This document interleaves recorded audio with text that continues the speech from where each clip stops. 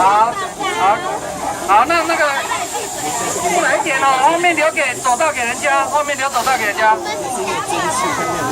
脚不要蹲下去哈。珍贵这个车。蒸汽火车，为什么叫蒸汽火车？因为它的动力啊，它的动力是用蒸汽带动的。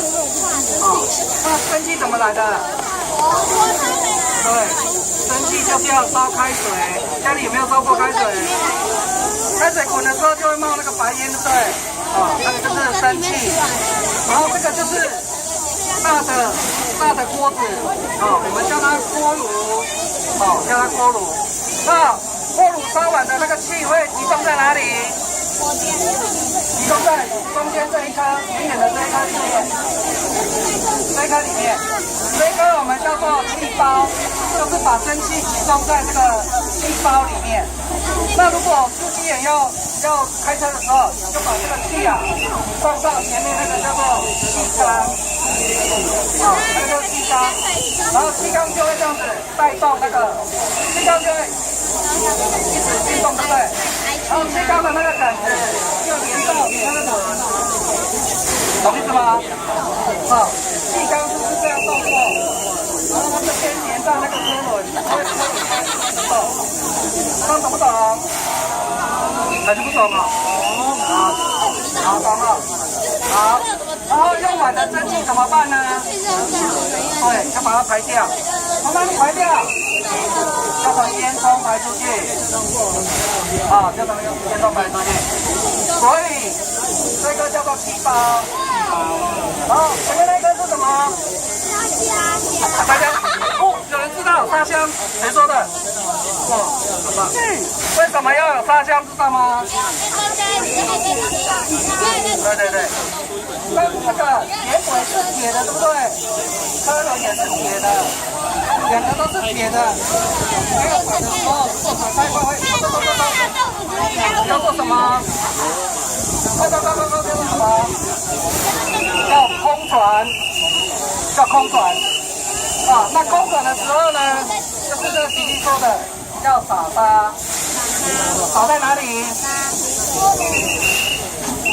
？OK， 认真听讲。撒在钢轨跟车轮的中间，叫做增加摩擦力。所以各位看，这个孔子拉出来有拉两只管子，对不对？两只管子就是沙子，要放到车轮跟钢轨的中间的位置。拉下来的那个就叫沙箱，这个叫撒沙管。撒沙管，这样各位懂吗？然后各位，请问这个是什么？这是什么？开火车如果遇到危险要怎样？要鸣笛。它因为鸣笛它是用蒸汽去把它带动的，所以它待会鸣笛的时候会有什么？会有白色的烟，白色的烟就是蒸汽。好，我们希望我们的来各位那个小朋友耳朵再捂一下哦。好，我们请师傅稍微小鸣笛一下。有没有？那个就是鸣笛，它就是直接从那个气包直接从那个气包把蒸汽通过这个喇叭把它吹出去。好，再次，这次要大声的哦，各位耳朵捂一下哦，来，大声的。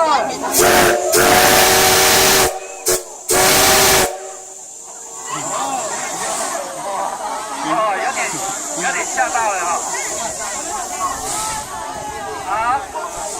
好，各位哈，因为车子气缸出来带动，对不对？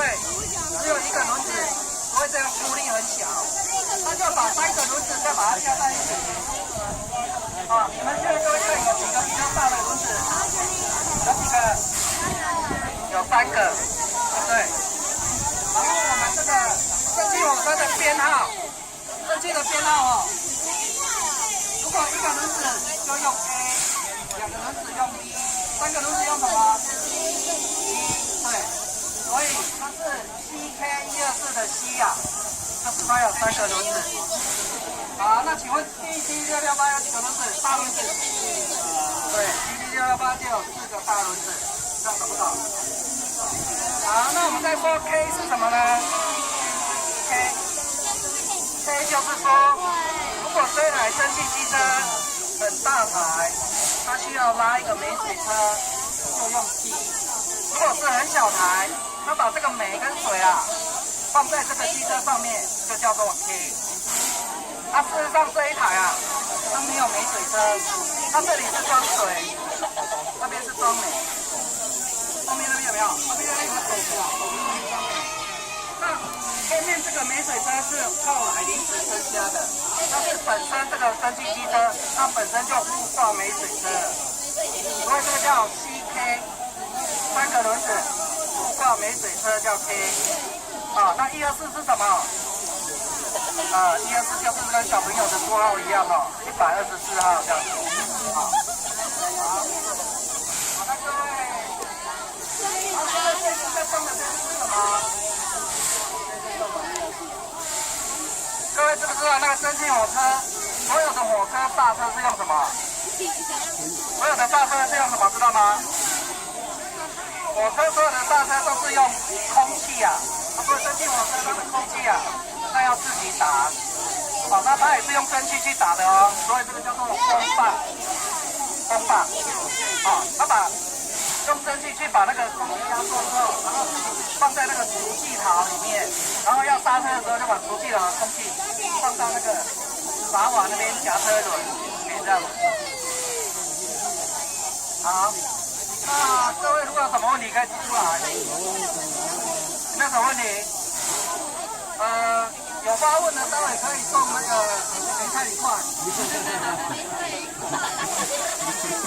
梅菜一块。梅菜是那个蒸汽火车的巧克力，它要吃巧克力才有力气。